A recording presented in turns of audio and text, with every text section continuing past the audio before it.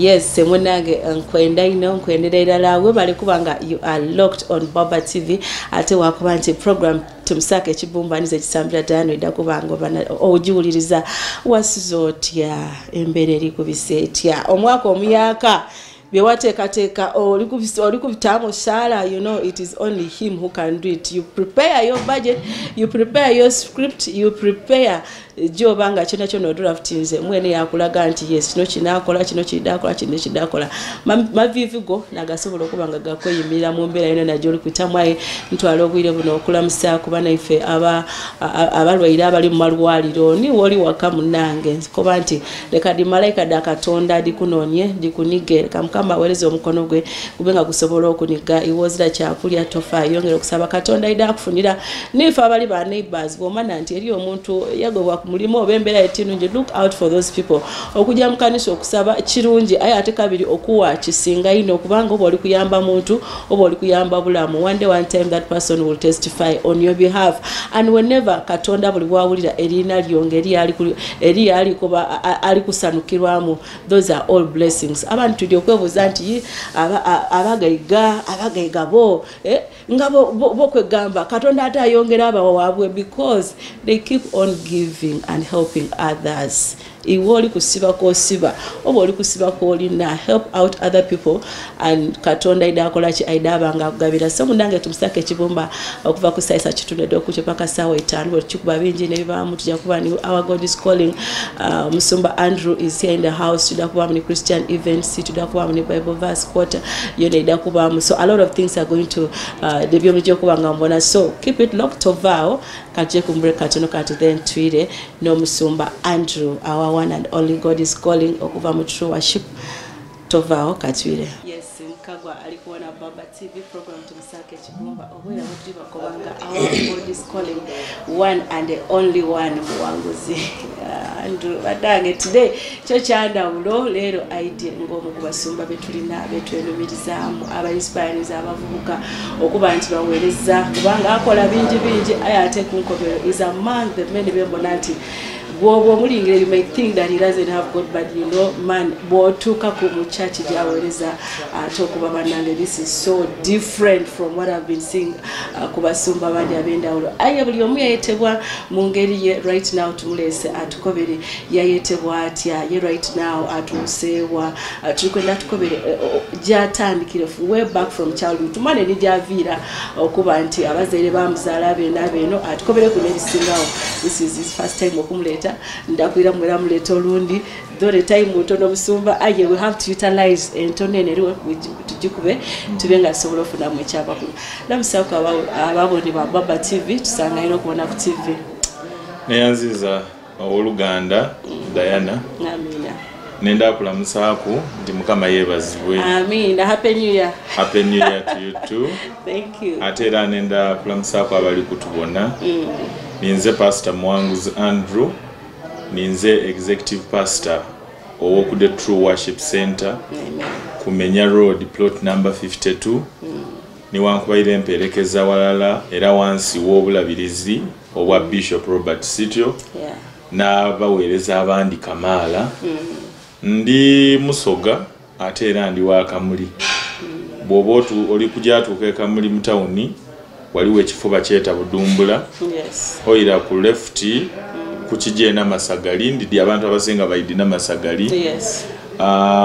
Okuva Budumbula okutuuka ewaife webete na luwoli ebutegere. Ovuga ku about 10 minutes away while you're driving. Botuka mnaluwoli trading center waweta waje ebutegere. Ebutegere awo kiringa ekisoko. Ekisoko mwenzalibwa mu zone gye bako bambu eziralengera yaja zone gye banzalamu. Baba wange bamweta Kikuni Fred Muwanguzi akaliwo. Amina. Ni mama wange Katonda amukumi ataidi Yesu. Nze ni mama mwebale kuza. Ni mama akaliwo bamweta Nola Nambi. Amina. Muwanguzi. Banzala ni bananga abandi 8. Okay. Ndi mwana wa mukaaga. Amina. ate twena tuliwo bakulu bange baliyo ni bato bange baliyo. Yes, awo ne wetwenza okutandikira mu buto obwo. Otegeera otya Katonda mu buto obwo wali oweereza Katonda ozaalira mu family yali abalokole ya abaprotestanti abakatuliki basiraamu. Baba wange yali mutamivu ino va kuba n'abano omwenge. Oli okuti yalokoka? Yalokoka. Okay. Baba wange yali mutamivu lujuju lududu anu omwenge yagwa ni kungira. Kyebajjo bandi lujuju n'omuntu anu omwenge yagwa kungira ya becoming ekintu ekitategeereka. Oh sorry twebaza Katonda ati yavaayo. Ate nga yali azaalibwa dada wange nga yali musaada mumanifu wa kitiibwa ku kyalo. Yes. Ayo bino eby'abaana bibajja ku isomero bayonooneka. Baba wange yasoma yajja ku Soga High Ekamuli yamala yavaayo yayida ku MM College Wairaka. Okay. Wano pera neyo yebava yafuna ebikoosi byamwonoona yatandikirawo yasika embeera n'empisa de yasika eno yadiiza ku kyalo. Buti otegeera otya Katonda okulire mu family ng'eyo nga muzeeyi lujuju? Buti maama wange yabona nga baba wange omwenge guli mu malawo. Yamufuna nga already anwa oba already yali tanwa? Yamufuna nga anwa. Aye yayonooneka ino kayinga amaze omufuna. By then yali nga ali mu ako understanding ako obuntu. Kati maama wange ne yasooka okulokoka ndowooza mu mwaka gwa 9 na mulala 92.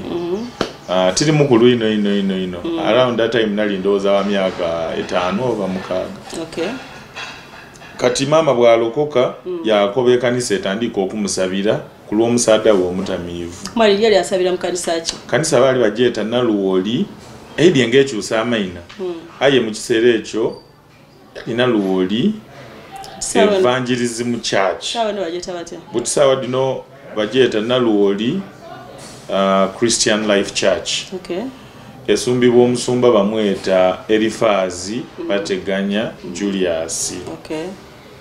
Aye mu kiseera ekyo omusumba eyaliwo baali bamweta Kwagala Benefansiyo akaaliwo. Okay. Tonda ye bale mukuumanga. Yavaawo yasumba ino maama ni babaawo yavaawo wairawo omusumba baali bamweta Katuntu Benoni. Bitiwe mama bwe yalokoka watandika okusaba mu church mu myaka egyo gy'obuto kiki kyewali ng'okola oba Mbegano nze mu mwaka ogw'E92 baganda bange Katonda yabeeta okujja eyo Sweden basatu. Okay. Aye ti baba wange tinabazaala mama wange yali nga yazaalaku. Okay, yaide no redde nga kati mukuba werekera baali balijja kuninira noni Kenya. Twabitooko nga tuligema baasa nga mukulu wange omwana omukulu ku maama bamweta Butera ba Adam. Abe Busesa bamwidinga Brown. Okay. Mukulu wange. Aba muganda wa Lukochi Magezi bo bamwide RDC. So tuba tuli kujja tuliwerekera ku baganda bange bande kanze ni muganda wange Ebusesa mu 92. Muganda wange yatulemeraku mama nibo yaveera owerekera baganda bange nairayo. Ife yatuleka Busesa. Nze yandeka Busesa yaira ni muganda wange andiraku. Kati nze nasigala eyo emyaka nga giti 3 92 paka ku 94 ngawaku. Kati mu 94 ngawaku bwe nali eyo bangoba ngati aye imwe bali wenali bali basiramu my brother. Aye nga bakoba ati baba wange mama wange mulokole. Buti ate je wali for those 3 years bali ba neyo yendi kukoba je bali abasiramu nga basiramu aye nga bandidusa ngati aye mama wajanga wasaba wasala be nali tisala nali tisaba ngamba waka ngoba bwa waka wetitwa bakuna kinikire kikoba ati kanje nali muto nali mu myaka 5 mukaaga yes. Buti bajanga basala we bakuleka waka bali basiramu abatasala. Okay. So dada wangazaala baba yafa mu 94 nga guwako. Bankoba ati ndija kuziika dada bwe naira yena Luwoli Ebutansi Ekamuli Ebugabula. Tyayirayo Kayi Busesa. Butyani kwenda kumanya. Butyawo nayagana nga baba yalokoka. Okay. Yegaita ku mama. Butyawo batandika otutwala mu church. Era Naluwoli Christian Life Church. Twatandika ojja mu church nga nifa abaana mama awo nga batandise omuwa bukulu bw'abakyala mu church. Ngatanze okuba active. Mu ministry. Era nga batwidinga abaana ba mama kanisa omukulu w'abakyala buti yawe ekirabo kyange kyatandika okuvaayo ndiddukira mu 95 nga gwako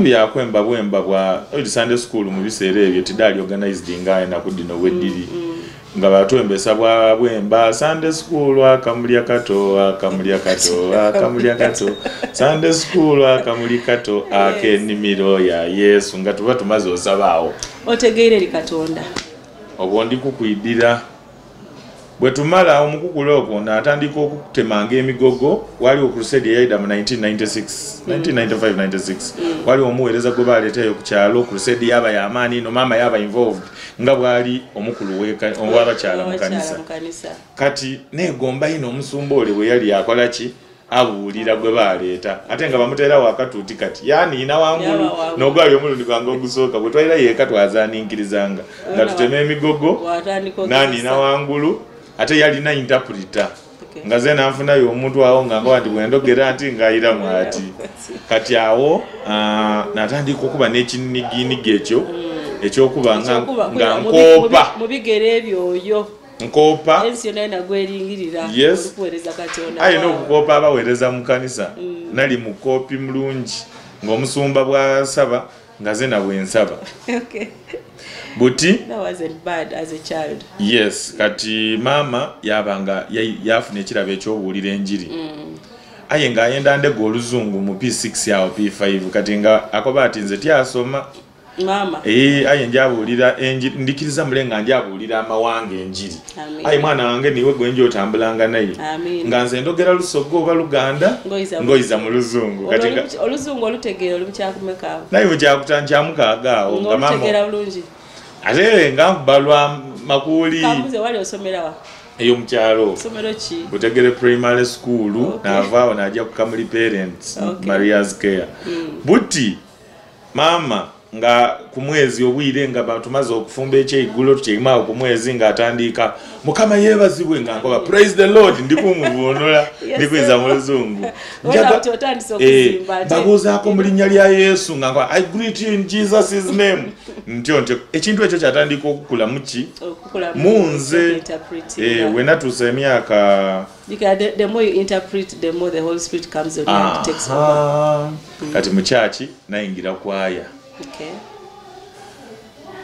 mwana iwe nali ntendereza nga ntendereza era enaku dino bwendirayo mu kyalo mu kyaki yaife ni bakoba ati omwana ono oyo omwana yatenderezanga mu kyaki bankola ku reference kubavubuka abali mbakirwa kakasalo osobola otuwako anuwe dwadakika yasikatono kati nayembanga yanwanira entalo zange nedaliku tuwe muku akapera katono musumba abandi tebadindi n'abasumba bona basooka kuba bembi memale baba basumba balowooza ndi mubulira bubulire bwanjiri ngero buzi naye mbe erinnya lya Yesu lirina amaanyi nti erinnya lya Yesu lirina amaanyi erinnya lya Yesu lirina amaanyi bwenjogera kulinnya emirembe n'enfuna erinnya lya Yesu lirina amaanyi kati naye mbaga embedo ne datu lokosanga katuti nga bajja kugundi crusade said those songs ate nga bwenemba kuno tibakade makanisa yo zena tidi lwachi ate balowooza mbu music yakyusa ino mbu wakabi ino buti ate ti wakabi oidinga eriene badobo nango omuntu kwaye mbadiri mu omoya and someone wasumulwa ana twire yo kunoneyo ene embedo de twatandika abantu balokokanga just because of olwemba engage bali balwembamu tugeze ku have much we are advancing but at least we should look well tulinga ku kweno je tuvire those songs by the way nungi you know enembe dali mwensa ekinuse ekyobulokozi batankotinga bubyaye bolingirira olwemba de twayembanga nti sirida nyuma sirida nyuma sirida nyuma sirida nyuma ngenda mu maso there is a way to push it keeps on ringing in your mind so like do obojokola ekibyo like I don't nendo dayana o comparing olwembo olwo twayemba ni luno kona endongo ya Yesu Martin Sekumati Martin yeah those songs were nice luno lwemba luno kona it appeals to your emotions. Yes. ayo olwemba lule sirida nyuma, it appeals to your spirituality. Yes. Because omuntu wako, an inner thing. Yeah, it's an inner thing. It's more than just singing it's more enjoying. Of the message that is transformational, but also you're making a commitment feeding in the song. The spirit. Yes. Kuba omuntu bwako batisirida nyuma alikola commitment eri Katonda. Yes. Ndidukira olwemba lw'ekisoga lwe naye banga. Omunwa mutonzi. Kankwembere mu kanonga bwenkemba abasumba basituka era waliwo omusumba bali bamweta Isanga. Nalwemba. Yankoba ati oyo omwana oyo ali kw'ekyendawulo. Era mwidaki bona. Yafa. Ne yali nga dada wa bayikiriza mu church ya ife. Yayogera in a prophetic way. Yes, naye mbolwemba kandu kwembere mu ngankoba nti o kandaire ndaira Yesu mulamu ndaira kandaire bana ndaira Yesu mulamu ndaira nakoba nti Yesu yamponya tika isamwenge tika yenda nabakoba ekyasinga sanisa abantu ngambakoba Diana walokoka nga yoira moti ndaira Yesu mulamu ndaira mukuva chidi ndaira Yesu mulamu ndaira wavaawo waguluka ndaira Yesu mulamu ndaira kwaja mu mwenge ndaira ovaawo waguluka ndaira Yesu mulamu kwaja mu bwenzi ndaira Yesu mulamu ndaira Diana walokoka ndaira Yesu mulamu tisobola kanisa ekidi ni Katonda kidi ni wona kidi wena goberera kati nga tumalanga takobati mukuve bwoli bwirira obulogo buli babusirubo akembako kankolanga bulungi era nga bweko byoyo musumba Isanga twakimweta apostle Isanga. It's okay tufune boko break internet then today it's just the beginning to kaja maiso this our total, but what God will give us is what you take. Pick a word, it will be enough for you for a day. Tova okatwire. Yes, olikulayira oba tolikulayira batukoba kanwa katonze muwanguze embanga ndaira Yesu mulamu ndaira. Speak a word unto yourself and it shall manifest. You are a prophet or a prophetess on your own. If you say it and put it into practice, ate wakisabira, it will manifest one day one time. Kama kwa mukisa tuli wano no musumba muwanguze yako ayo musado yo namubonanga politician namubonanga alikola oh my God. Soko tugumikirize muku aidatu kobiranga tumaliriza ale biliga magana bitya. Don't worry, but right now is a man of God filled with the Holy Spirit and kubanga leading us awe no musumba bamwayemba ngene embedo. Was there any manifestation? Was there anything unique about the way you used to praise and worship him at that moment? First of all, bona abandi diena luwoli ebutansi ekamuli ni wano mu kibuga eky'Idinda baidi nti omukono gwa Katonda gwandi kuno obukulembeze. Amina. Nali youth pastor, youth leader mu church yange yo mukyalo twamalanga ekanisa ayenganize nkunga abaana okumala n'obusa kanisa yave yali yaisubi tumala ayenganize nkunga basomi bananga abaana myaka 16 17 18 twasomba obusa twamala twakebera isubi okusereka era nga ife kanisa ya ife bategera ati muwanguzi Kawuda Babirie Julie abo nibe nakula nabo Martha baliyo era bwe tweyagana tukoba nti we miss those moments when we were growing up. Katonda yani musa nava kuisomero okusoma naida mu kibuga eky'Idinda. Ona Katonda bwantola mu kyalo yandeeta wano Idinda nali ku St James awo. Bwe nali ku St James musiniya one bampa obwokukulira abembi nganemba nava mu kyalo nganemba nga nize mu Scripture Union. Omwaka musiniya tuba nkoba ati nize prayer secretary. Ogwaira kuna ba deputy chairperson Scripture Union. Musiniya 6 nize nali chairperson Scripture Union. Bwe maliriza senior 6 bwe nali mu senior 6 wali omuzungu bali bamweta pastor Terry Minister. Ndikwenda moment ya salvation kubanga okukulira anda omusumba yes n'okukubanga you praise and worship tichikufula mulokole. When was your real salvation? Ombuzize ekibuuzo kirungi. Yes. Mukuvubuka waliwo omuwala mu church gwena kwana ngandi mu church ndi malaika edireta abasada mu church bana musindika abana abo wala mu church abakyala baba mu church abasada bagobera mu church balokoka ndoza nejo tuli nali mu senior I love nali that. mu senior 2-3 mu adolescent stage awo. Yes. Omuwala yati yali mulokole, omulowala yayida mu church. Nga twagana na ku Naikonto. Tiyali mulokole. Yeti yali mulokole. Checha mutwala mu church. Abasinga ba judging ngambu idea mu church lwa mulenzi, but unfortunately it was not true because paka olwalero mulokole awereza in one of the churches here in Jinja. Okay. Yali wa kuchalo kati omwalo yankubya ine emigo. Ayenga je bakoma okunkuba emigo. Jenkoma okweyongera ewala n'omwalo oyo. Okumugoberera era awano wene ndokobera abazaire abalokole. Nti ekibiti bakigoba na mboko.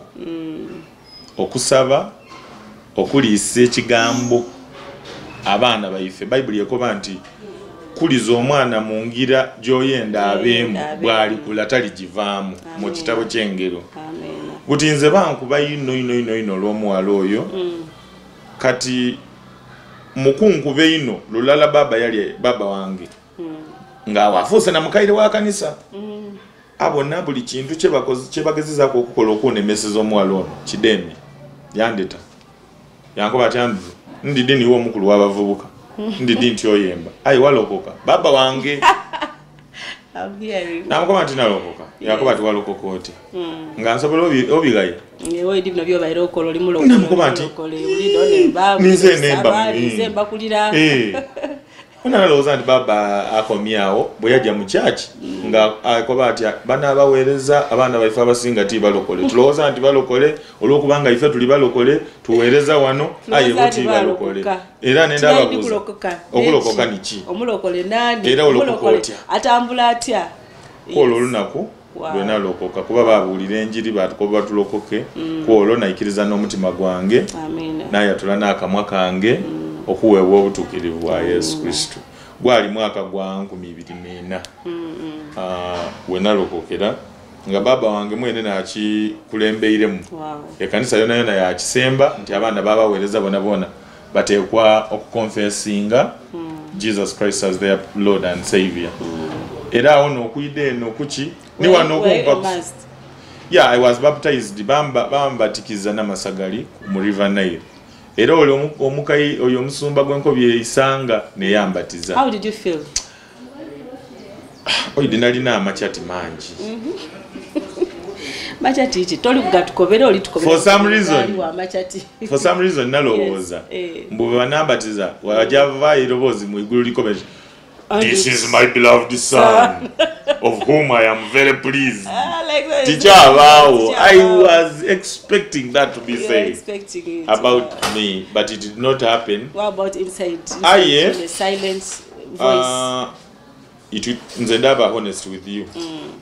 It was more of like peer pressure. But bachikoze zena bachinkozeku. Yes, but it came afterwards. Okay. Natandika okutegeera the significance of the baptism. Nti obulamu obukaire babuziise nzuukire mu bulamu obuyaka obwa Yesu Kristo bwe ndina okutambuliramu. Wow, that was great. Wona Baba TV.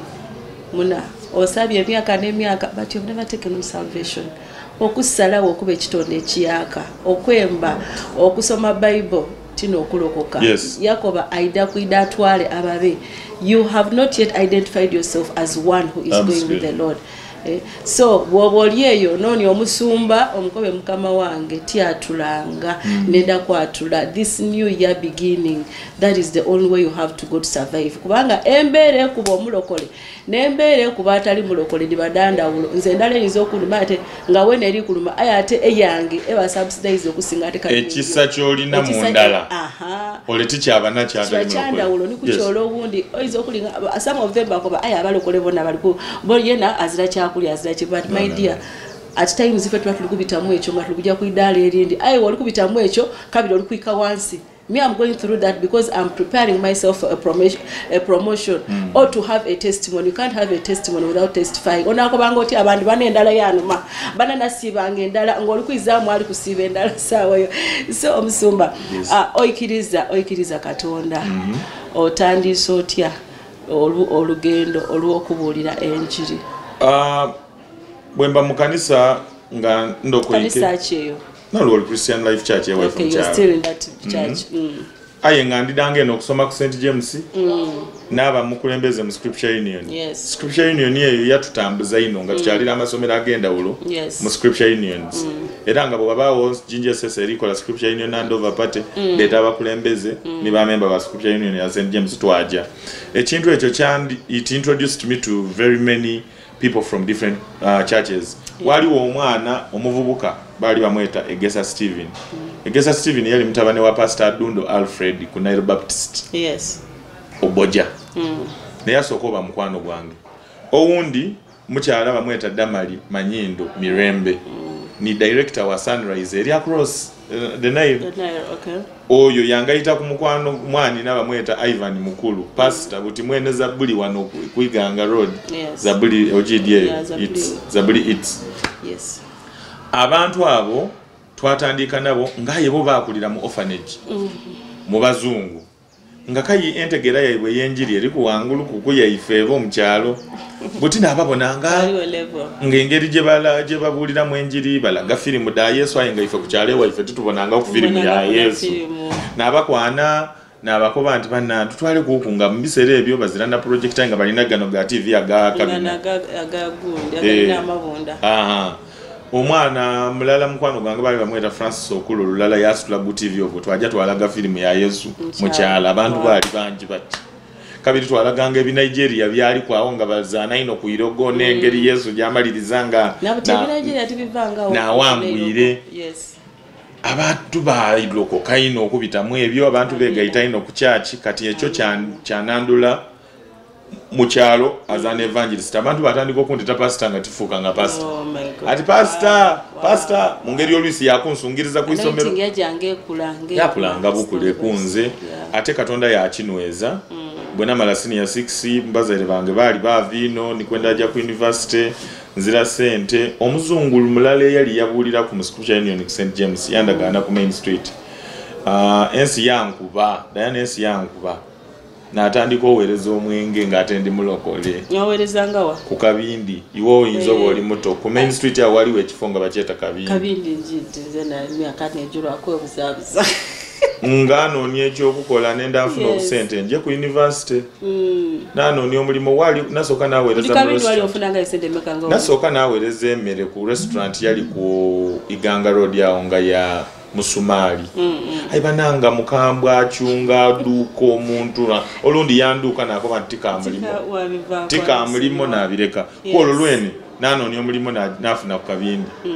omukazi wo Kabindi namukoba nti aye ndi mulokole nsaba ndeyenga nsimule ayotangeneza mwenge kuwereza yakikiriza yakuyamba nali nakakola wena ku ibiri mukwano gwange oidi eri emikwano emizibu omukwano nga nkobambu wandide wankoba oti nzira capital nakuwa capital kuba chapati ayo oli mulokole watu waida mukuwereza mbala yamala yakuwa ate kogeza so aye Katonda wali wazira chandawulo yalikobera waye kati mundu andivaye wano idatwire wano ayeze ekisandisa kuna abantu asima akuwaire mwenge nibwo musaba sente nibwo musaba capital nibwo musaba ekyokulya these guys will not give it, they just can't provide you akoba bakuletera okurate abo mkoba basobola okuwenziko kuzika ayinga tebakuwaire dabwidandabi nze chantuka kwano when my mom fell sick chantuka kwano nakoba ndi it is better you take care of my mommy right now than ingafire kuba wabafire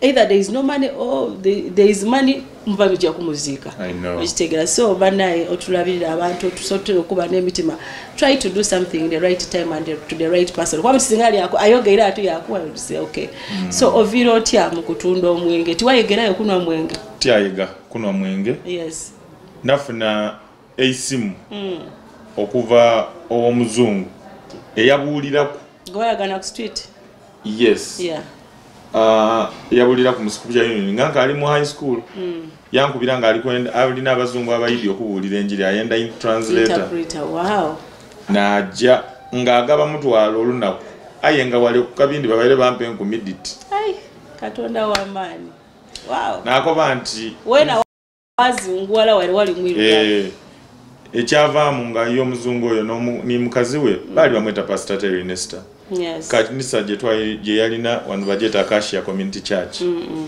yankoba ati ayenda kunzaala ni mukazi we mbe mwana waiwe bankoba ati ayenda okwirayo okusoma nti aye ife tuli kwenda osome theology tutujja kutwala mu kintu kindi bantwala ku seminary n'asoma degree mu theology ku Uganda Baptist Seminary. Graduate ku Uganda Baptist Seminary nasoma bulungi ino bansigaza ku eyo seminary babeta ba adjunct professors omwana asinze okusoma obulungi bamusigaza yabanga asomesa ebibiina ebisookerwako bansigaza bwe bansigaza banfunira skala ey'okusoma degree ey'okubiri mu America era mu theology mwitendekero baliyeta Southeastern Baptist Seminary nasoma degree yange ey'okubiri jebeta MTS Masters in Theology. So aye nga nkalimala ku degree yange esooka waliwo ekyetaago ebugembe First Baptist eri Budumbuli awo ku kiguudo kya Savers mu 2009 bandeta n'emyaka 22 and I became a senior pastor. Bakweta bwete. Yeah, mu biseera ebyo waliwo abaganzi mu Methodist Church Pastor Muumuza. I was the youngest pastor in town. Luniririchi lo wali wenumiriza by that moment because I know bo akatandika obuweereza eri ekyogeme ekigambo wakoba kino kifiira kuntu abantu ala wano ndakibulira bwe bakutwala wani era wabulira kyene ekyo that verse used 1 Corinthians chapter 1 verse 8 and 9 Covenant God who called me God. Okay, 1 Corinthians 1 verse 8 chapter 1 verse 8 to 9. Yes. God who called you into fellowship with his son Jesus Christ is faithful. Amen. Ekyawandikibwa ekyo kyayogeranga ninze kyangumya nti Katonda yandeta mu kuyisa ekirala ni mutabane we Yesu Kristo. Yes. Mwesigwa.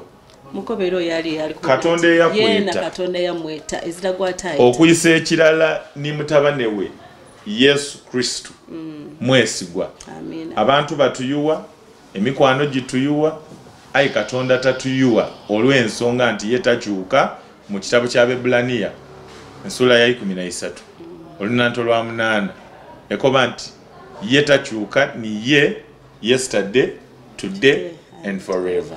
Amen, amen, amen. Okawulire iri okemukava kwogera kunaidukiranga kale kwogera ku trust. You can't trust a human being. No. Your husband can let you down. Your wife can let you down. Your children can let you down. Omuntu gwosobola okwewa abalwaki stani ono omuntu mubino ekidade atawe embeera wabanga you can trust your husband nga omwenda n'okusinga bwe weyenda you yourself as an human being. So ojoko yagananga you are worshiping almost the man instead of worshiping God. My dear, my sisters, my brothers, this new year make sure nga omuntu go trusting ali Katonda. Others you can love them, you like them, you do what, but trusting someone God is the best of all things. Sumba tunatera okuba nga tunatera omaliriza. So otandise okubulira otandise otyo oviira otya okuveere mu buweereza obundi oyagana ne bishop sityo okuba nga mu fellowshiping mu kanisa ndala. Okay, gwe nali ndi kusomba mu First Baptist Bugembe nali muto. Okay. Mu myaka ayi ni mu mwoyo nali nkali kukula bulungi. I think natandika osumba nga nkali kutuuka nakola ensobi ningi. But of course era bito you know kuba whenever you are upgrading you get a kunsobi and the earlier the better also. So ensobi edoda amalirizanga mvirewo First Baptist. Mwali muko tutukobera ku nsobi dabwenzi. Tutukoba nti musumba wali so perfect nti tuwabonanga kukuba baba wala bemwawerezanga nabo mukanisa ngani kwawo ni kutola kole go tukobeire. Ensonga eyo kubanga abo tukobera ensobi edisinga okubisobi disinga kuba kwendagana you know. Ensonga abasinga abebudumbuli n'abebugembe bayidi ensonga tidali dabwenzi. Tidali dabwibi. Tienza tuje mwendende ensonga aye nenze otukobere ku your relationship. You know ogema omuvubuka emyaka eja adolescent ogemaganya Katonda no gemaganya your demands, you know, demands singedo. Nakulizibwa mu maka nga batutayire mu ekintu ky'okutya ekibi. Ekyokutya ekibi. Era n'okutya abawala. era nga bwe bakugema ni bwe babaluwa evviiro ey'omuwala gwali musango na kyekigeza emyaka gyakubita waviiramu awo no but I told you nalina girlfriend era wagirote awo webuliza ekibuuzo bakukuza nga mutya okubaako embeera yona nagyotaawe etali nungi tuli kuyingira mu politics niwe omu ku basumba b'embaire mbona nga mu frontieringa mu pate endala wano mu Uganda ndi mukyala mulokole tijjo oba wendogera itienda kuchogeraye. Now when you say that you are brought up nga you have that fear of a sin and we have been seeing you fear of the sin over sin over what I nga tubona ngo vayo nga among the people who raised the flag in Jinja nga as an opposition kind of atengo oli mulokole. Yes. And some people are like bino bigemagana byombi twendo tutangaze kukwao. How do you kubigemagana byombi okusavinga Katonda nokubanga in leadership you also they among the spearheaders? Twena abantu ba Katonda nga ebitonde bya Katonda twayetebwa to a calling of service. Yes. Okuweereza abantu. Okuweereza abantu okusobola okuba mu mwoyo kusobola oba ni mu mubiri. Kyova na Bible yekoba mu Bakolosaayi nti whatever you do it as unto the Lord. Whatever it means ekigambo whatever you do oba politics oba ofumba mmere oba otunda ngoye oba ovuga boda oba ovuga taxi whatever you do chikole ngali chikolerani Katonda. Yes. Abantu abalowooza ati politics kansokere kwekyo nti politics question marks ni njina tiwa abalokole ati wati baloga tosobola gamagana politics ni obulokole kyabulimba kibati fetu bonanti kibati kida be kyabulimba Daudi yali nabbi ate yabakabaka ni Sulemani ati nabbi yes prophet you would say king. The king is the political office and the prophet is the spiritual office. Okay. And why was he? To serve his people. Aye Diana Bible yekoba muningo eyabiri n'omwenda mu kitabo ky'engero olunanto lwokubiri nti ababibwe baba mu bukulembeze olunanto ababibwe baba mu bukulembeze olikulira Diana. Yes. Ababibwe baba mu bukulembeze nti abantu balira ino era basinda mbwaya abakozi b'ebibi yes mbwaya we have beautiful and ugly abakozi b'ebibi yes mbwaya abatuukirivu bwe baba mu bukulembeze abantu basagambe era bakulembera n'obwenkanya. Yes. Waliwo oluniriri olukoba nti righteousness exalts a nation. Obutuukirivu bugulumizisa ensi. Amen. Mpegano iwe nize tukidi nti ife abalokole tuli musana gwansi. Yes. Ezira kunaanya tadooba kayi yafundikira ku ekiibo awo omusana oba toligubonesa. Yes. Mpegano nze lwaki ndogerera abanigirizibwa nze ti nenda ensonga eno gitole ku nupu NRM FDC ayo olingirire ebibiina biti abanigirizibwa n'abanigiriza. Yesu yayemerera wa ku nsonga y'abanigirizibwa bw'abanga mu Luka ensuula ey'okunaako nti omwoyo wa Mukama ali ku nze okola ki okusimulula abasibe okununula abasibiddwa abawambibwa okubawa eddembe. Yali ategeeza baani olowundi wavaayo okulwanirira abanigirizibwa ndi ku side ya Yesu abasibibwa abali kubisibwa obubi abawambibwa mu drone n'okuvumirira abali benguzi okuvumirira kibi omulimu gw'omusumba kuvumirira kibi aye wuliriza Diana. Yes. Ndi ku side y'abanigirizibwa kubanga ni side ya Yesu. Amen. Side ya Yesu yakwogerera bana mwandu bebayiba kwa mataka bebayiba ku idagala lya sirimu kino kibuuziza kuba eri yali ku TV yanko byati omusumba kimumbuuliza kubanga ife abandi tubona nga ti kirungi abantu abalikeyananga abaate wajengo oli musumba kiba kiboneka akwizeemu ensonga agikukobeire yaliyo kubano kuluyi lwa Katonda tali kullo luyo oluli era bw'abavire yakoba nti ensonga mwoyo abamulaze nti ensonga entuufu. Yes. Ekyawandikibwa kyenendo okubalekera kiri mu ngero mu lusoga bakyeta ensambo eningo ya 27 engero that's Proverbs. Yes, Proverbs 27 verse 17. Yes. Eningo ya 27 olunanto olwo 17 lukoba nti iron sharpens iron, so man sharpens man. Okubangulwa mobe wa mugaso. Ife ku the True Worship Center omwaka guno tuli mu kuwagala. Wena ida tukuwagala. Amina. Esenyabo. Banange tukayo ku True Worship Center. Ekigambo kiriyo kyenabendeza kuti ekigambo kiriyo nti omuntu nibotamuwa kintu kyona kyona ngo omuwaire ekigambo obo maze kwakoba nti amazima gali tufuula abeidembe. Sitani atwesibirire ku ebibi bitwesibirire ku because we don't know that there is word in power. There is power in the word. Okitegera nti kusomesa ize ekigambo you have power and you have everything. Eva jeta, is it 1 John chapter 1 verse 1 to 5. In the beginning it was the word and the word was with God and the word was God. Botegere ekigambo, go to True Worship Center. Oh my God, toja kwedusa. Amina tuyanze gwe bale kutwagwire buno okwikiriza okukyaza program tumusake kibumba.